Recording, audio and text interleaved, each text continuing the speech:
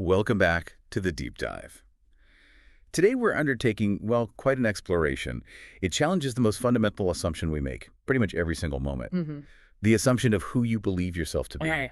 Yeah. This is really a journey deep into internal wisdom, kind of synthesizing sources that promise not just, self-improvement, but something deeper, self-transcendence. That's right. Our mission, I suppose, is to move beyond that incessant, just exhausting noise of the mind and try to locate a dimension within us that's so basic, so fundamental that, ironically, you can't even really grasp it conceptually. It's truly the most essential deep dive we can take, I think. And it starts with a recalibration of priorities. Okay. Our source material really insists on this clear distinction between what matters relatively Right. and what matters absolutely. Now, we acknowledge that the relative issues of life, your mortgage, your health stuff, challenges at work, the ups and downs in relationships, these are all, profoundly important. Of course, they feel all-consuming sometimes. They are in the context of your daily conditioned life. Mm-hmm. They absolutely dictate our time, our energy, our anxieties. Yeah, we're constantly trying to fix those relative issues, right? It's problems of form. Precisely. But, and this is the key point from the sources, there is one singular factor that matters absolutely. And that is? Your current state of consciousness. If you're struggling through your day with this underlying state of mental resistance or inner conflict or just this deep unease, then really no amount of external achievement, no amount of positive circumstances will ever truly solve that fundamental problem. That's a huge redirection, isn't it? Yeah. Because it means the solution isn't really about fixing the world out there. Exactly. It's about transforming our inner experience of the world. That's the core of it. So, okay, that leads us straight into our deep dive mission for today then. What if the key to genuine, really lasting fulfillment isn't found in anything external? Not an achievement, not a person, not a possession. But instead, it's found in realizing this transcendent dimension within ourselves, a dimension we're calling space consciousness, which is maybe the essence of our being, just waiting to be noticed. And to notice it, we first have to understand the structure of the mental trap that, usually prevents us from perceiving it. So to begin, our sources lay out a pretty clean delineation. There are these two distinct levels of consciousness accessible to us. Okay, 2 levels. The first one is what we're all intimately familiar with, object consciousness. Object consciousness. This is basically everything that is manifest, everything that has form, everything that arises and then passes away in your field of perception. So we're talking about continuous stream of mental stuff, Right. thoughts, feelings, that kind of thing. Exactly. Object consciousness includes your sense perceptions, what you see, hear, taste, touch, smell in the physical world. It's your entire emotional life. Joy, sadness, anxiety, anger, all of it. And perhaps most significantly for this discussion, it's that ceaseless stream of thoughts, opinions, beliefs, ideas. Everything that can be conceptualized and labeled falls under the banner of object. Got it. So that's the first level. And the second level, the one we're pointing towards, is space consciousness. Yes. Now, I understand the source material's really cautious about defining this one. Why is that? Well, because definition itself relies on concepts, right? On words, on labels. Ah, okay. And space consciousness is inherently non-conceptual. It's the awareness that exists prior to thought. So we have to use analogies, pointers, to kind of guide the listener towards it. Like the finger pointing to the moon idea. Exactly like that famous Buddhist pointer. The finger, the word, the concept we're using right now, that's all object consciousness. It's just a device, a tool to draw your attention towards the moon. Which is the reality of space consciousness itself. Yes, which you have to experience directly, for yourself. If you mistake the finger for the moon, you remain trapped in that conceptual prison. Let's talk about the architecture of that prison then. The sources call the mechanism of the ego the continuously proliferating stream of mental activity. A fancy way of saying the voice in the head. And it truly never stops, does it? Never. Rarely for most people. The ego, what we're calling the surface I, is built entirely upon this relentless mental activity. And the voice isn't just, passively commenting on the present moment. No, it feels much more active than that. It's aggressively drilling you out of the present. It's either running scenarios in the future, often overlaid with worry or expectation. Wow. Or it's retelling, reliving, or resisting something from the past. It's almost never simply here. The source material brings up that analogy.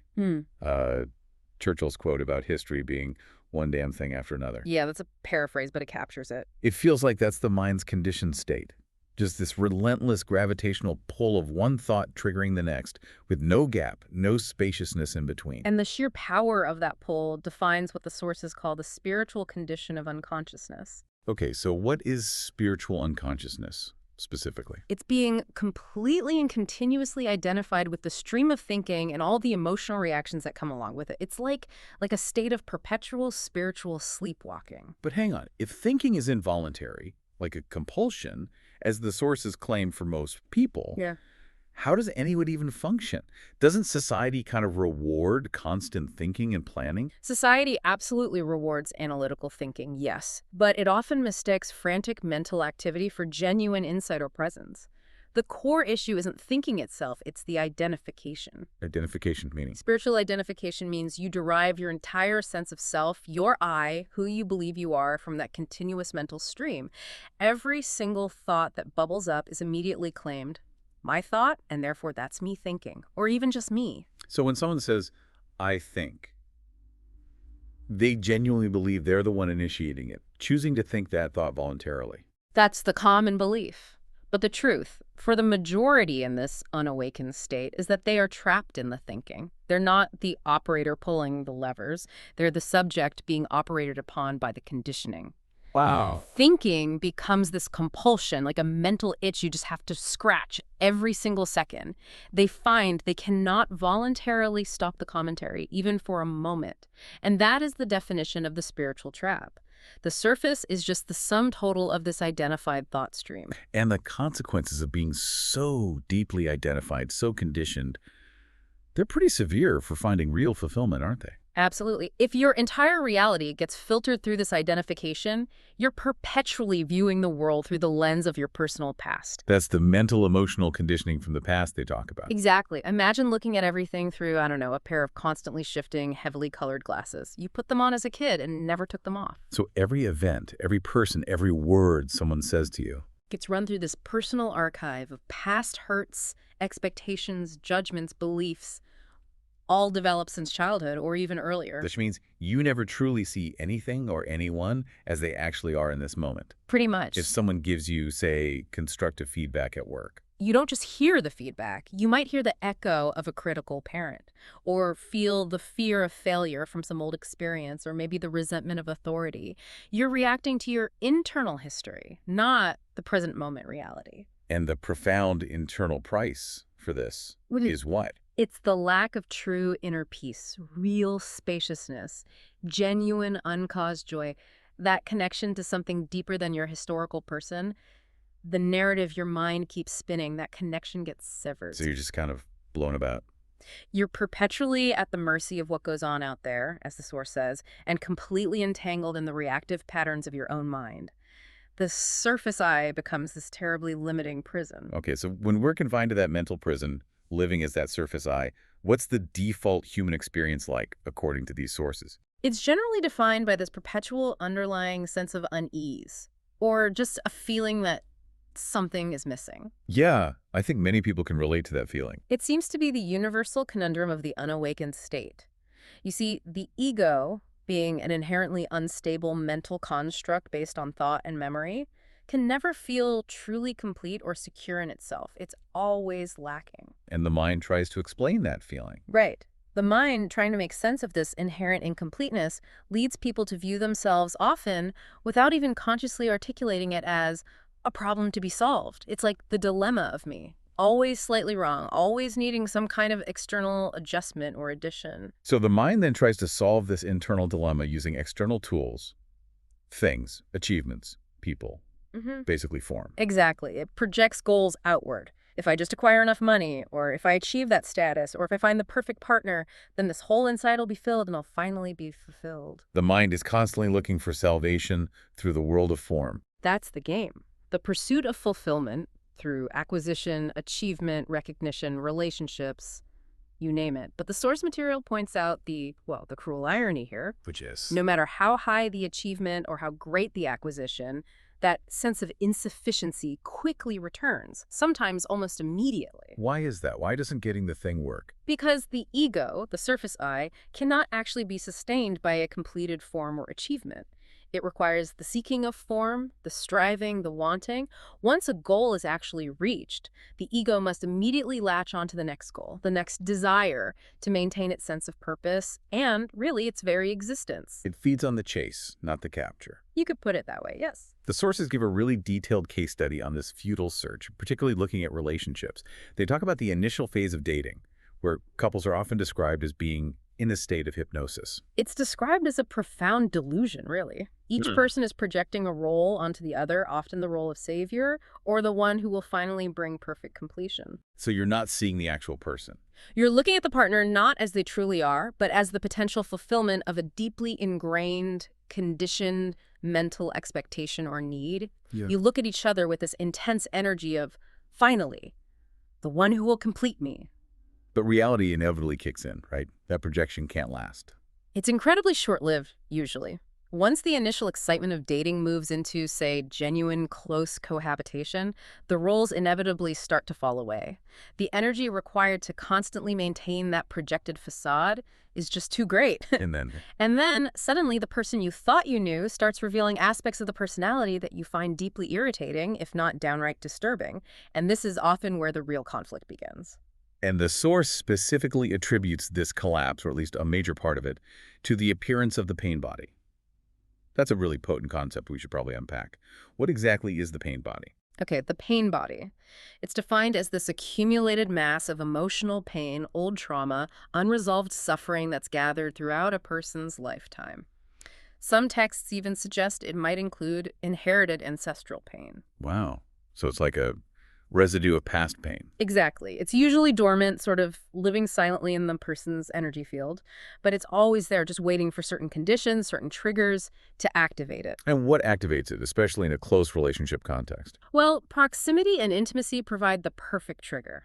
When that false sense of completion, that initial hypnotic state wears off, the relationship dynamic naturally shifts. Idealization gives way to minor friction, maybe disagreements over chores or misunderstanding. Normal stuff. Normal stuff, yes. But this friction gives the dormant pain body the opportunity it's been waiting for. It wakes up, and it needs to feed. Feed on what? And that sounds ominous. It feeds on drama, chaos, conflict, and suffering. More pain, essentially. When the pain body becomes active in someone, there's often this sudden, dreadful shift in their entire energy field. How does that manifest? Their energy might go cold or defensive or suddenly volatile and attacking. They seem to actively seek conflict, not resolution. It's like they're temporarily possessed by this old accumulation of pain. And they say things. They often say or do things, display emotions that seem completely disproportionate to whatever the present situation actually is.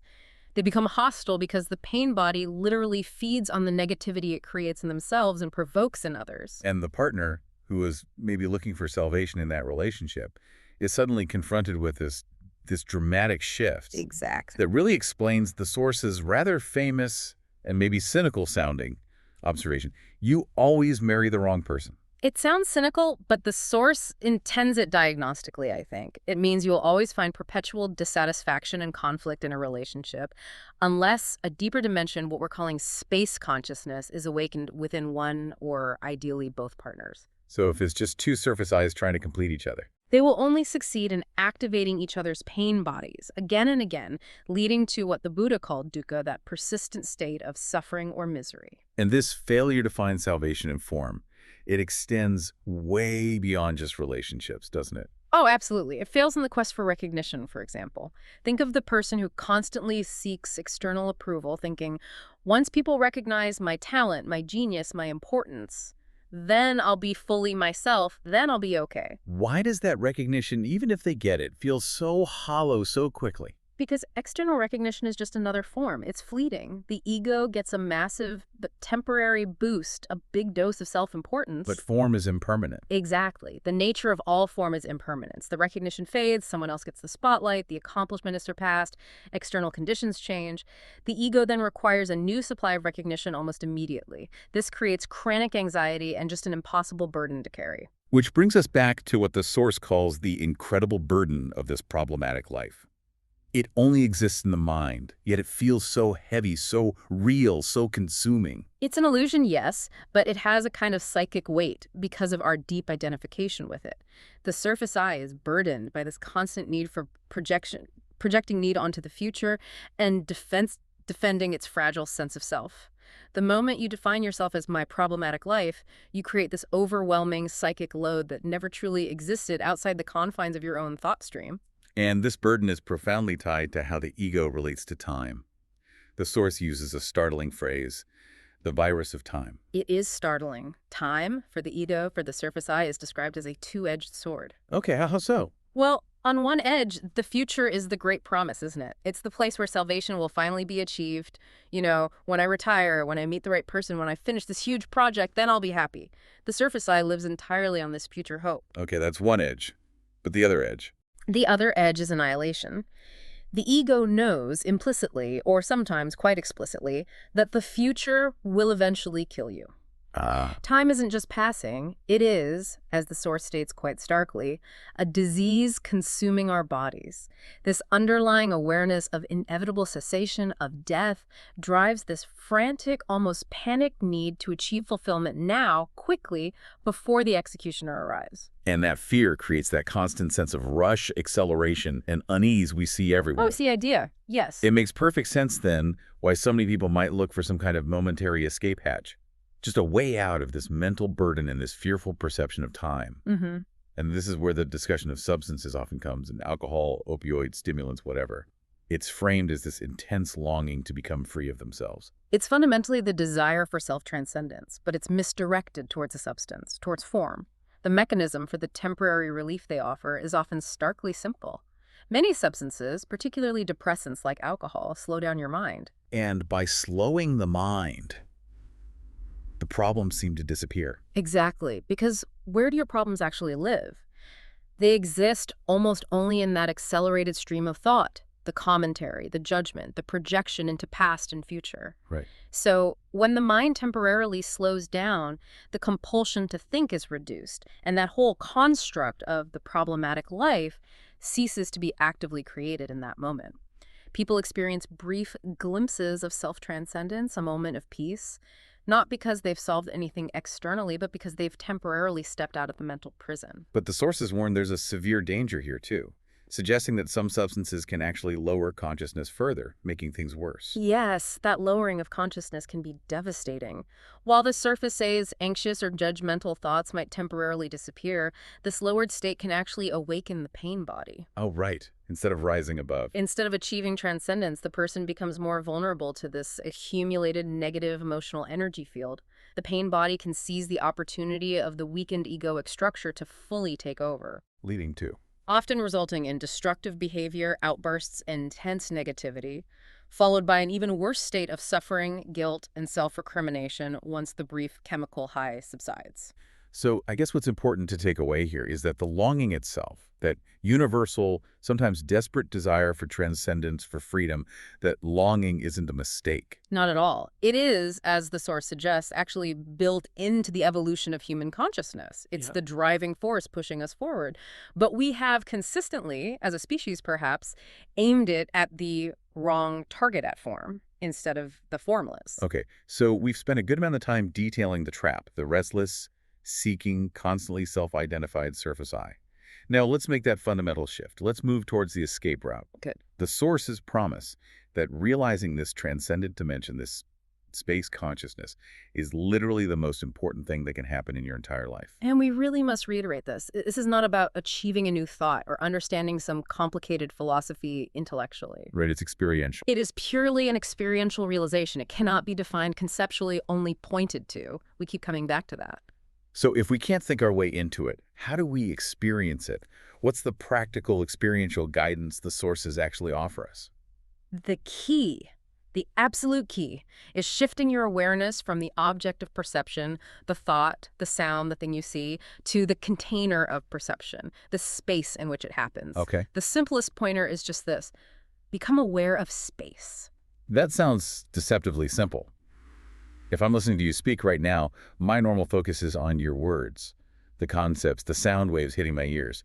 That's object consciousness, right? Correct. So how do I become aware of the space in that experience? Try giving your attention not just to the words themselves, but to the silence and the empty space between the words. Ah, the gaps. Yes, the words are discrete, manifest forms, they arise and pass away. But the silence is the unmanifested ground, the background, that actually enables the words to appear in the first place, and it separates them into intelligible units. By giving alert, focused attention to that silent space, even for a second, you momentarily step out of the object stream, out of the thought stream, and critically, you are not thinking about the silence, you are simply aware of it directly. That's a really crucial distinction. Okay, let's try applying this visually. If I look around the room I'm sitting in now, I naturally see the objects, the furniture, the books, the walls. That's object consciousness again. Yes. How do I move to space consciousness using the room? Don't focus primarily on the forms, the walls, the desk, the lamp. Instead, try to become aware of the sheer spaciousness of the room itself, the empty volume, the space. Not the things in the space, but the space the things are in. Exactly. The objects exist within the space, but the space itself doesn't exist in that same manifested way. It's the necessary container, the enabling field. Ah, okay, this connects back to that slightly philosophical claim the Source makes. That space doesn't technically exist because existence means to manifest, to stand out. Correct. The space is understood as being prior to existence. It's the ground of being itself. It enables everything physical, everything in the realm of form, to manifest and to be perceived by consciousness. So when you focus on the objects, you're in object consciousness. When you give alert attention to the space, the formless container, you shift, even briefly, into space consciousness. Okay, so the mechanism of access, the how, if you like, is simply to shift alert attention away from that relentless conceptual stream, the objects, and onto the non-conceptual silence or space. But here's the tricky part for me, and maybe for listeners. The moment I try to consciously focus on that space, my mind usually jumps in and says, aha, I'm focusing on the space now. This must be space consciousness. How do we avoid the mind immediately hijacking the process and turning it into another thought? That is the great challenge. You're absolutely right. The ego, the surface mind, always tries to turn awareness into another object, another thought about awareness. Yeah. The key is the quality of the attention. It needs to be alert attention, not analytical, not labeling, just pure non-conceptual noticing. It is that moment, however brief, where you are not thinking, you're just aware. Right. That awareness, that alert stillness, is the deep I. The two states thinking, which is object consciousness, and non-conceptual awareness, space consciousness, they cannot really happen simultaneously. The awareness emerges in the gap between thoughts. So when we manage to step into that gap, even for an instant, we step out of the surface I yes. and into what the Source calls the deep I. Let's maybe contrast these two cells one last time, just to make it really clear. Good idea. The surface I is the personality. It's the sum of your memories, your conditioning, your roles, defined by its relentless seeking, its fear of time, its attachment to forms and opinions. It is, as the Source calls it, the terrible prison, marked by this chronic non-fulfillment with brief interludes of diluted fulfillment. It's ephemeral, a temporary collection of mental and emotional forms. Okay, that's the surface I and the deep I. The deep I is described as the dimension that is prior to who you are as a person. It's the vastness of that space, that awareness, that silence we were just talking about. It is formless, fundamental, and, according to the Source, eternal. When you realize the deep I, you realize a part of yourself that feels much more real, much more substantial than the daily narrative your mind constantly creates about you. And this realization, accessing this deep I, fundamentally alters our relationship with our own thoughts, doesn't it? Especially those thoughts we tend to get really attached to and fiercely defend. Absolutely. Look at how egoic defense works. If you are completely identified with your thoughts, let's say your strong political opinion or your view on a social issue, then those thoughts effectively are your identity in that moment. So questioning the opinion feels like a personal attack. Exactly. Questioning that opinion feels like questioning your entire sense of self, which is why it triggers such a strong defensive mechanism. Anger, argumentativeness, shutting down, sometimes even worse. The surface I is inherently fragile and feels it must be defended at all costs. But the awakened person, the one accessing the deep I, they still have opinions, right? They still engage in life, they think thoughts. What's the difference in their reaction? Yes, they absolutely continue to have thoughts and opinions. They function in the world. But, and this is the crucial difference, they do not derive their fundamental sense of who they are from those thoughts or opinions. Their identity is anchored in the formless, spacious awareness, the deep higher, which cannot possibly be threatened by an external disagreement about an idea.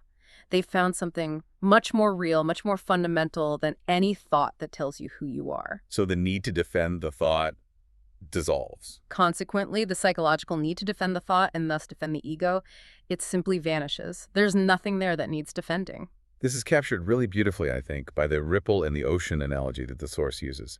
The personality of the ego, the surface I, that's like the ripple or the wave on the surface of the ocean. Exactly. The ripple lives this uneasy, agitated existence, doesn't it? It sees itself as separate from all the other ripples. It spends its brief life seeking completion by trying to become a larger, more powerful wave, comparing itself constantly. And underneath all that activity. Underneath all that surface activity is this constant crushing fear, the fear that one day, inevitably, it will crash onto the shore or just flatten out and cease to exist as a separate ripple. That fear is the ego's deep-seated fear of death and the relentless march of time. But the moment the ripple realizes its true nature, the agitation can subside. It realizes it was never actually separate from the water. That's the shift. The deep eye is the vastness of the ocean itself. It is the water. The ripple was just a temporary manifestation, a temporary disturbance of the water. When your core identity shifts from the fragile ripple to the formless immensity of the ocean, the surface activity of the ripple, all the stress, the seeking, the fear, becomes just what it is. Temporary, superficial agitation on the surface of your true being. And this leads to that profound positive outcome we talked about earlier. Once you stop demanding that the world, your relationships, your job, your status, your recognition, provide the completion for your sense of identity, what happens to your experience of the world? Then, as the Source puts it, the world is actually no longer such a bad place. You can fully participate in the play of form. In life, you can enjoy relationships without subconsciously viewing your partner as your potential savior or source of completion. You can work toward goals without that frantic, fear-driven energy of time running out. Because you're no longer seeking salvation in form. Exactly, because you have found, or rather recognize, the formless ground of your being within yourself. So you are present, you feel whole already, and you're free to engage with life without that enormous burden of constantly having to fix yourself or manipulate the world around you to feel okay. That's the liberation described. #tag outro. Wow. We have definitely completed a profound circuit today, haven't we? Moving from the description of the prison of compulsive thinking, the surface I, all the way to the liberation found in spacious awareness, the deep I. It's quite a journey to map out. Let's maybe just restate the central finding of this deep dive one more time. It seems the entire secret of, well, spirituality, lasting fulfillment, inner peace, it all hinges on this one. Seemingly simple, but maybe not easy, ability. Which is? The ability to shift. To shift from being lost in the continuous demanding stream of object consciousness, thoughts, emotions, sensations, to resting in alert, spacious, non-conceptual awareness, space consciousness. That shift is the awakening, in essence. And this realization isn't some esoteric, far-off goal. It's presented as something built right into the fabric of our being.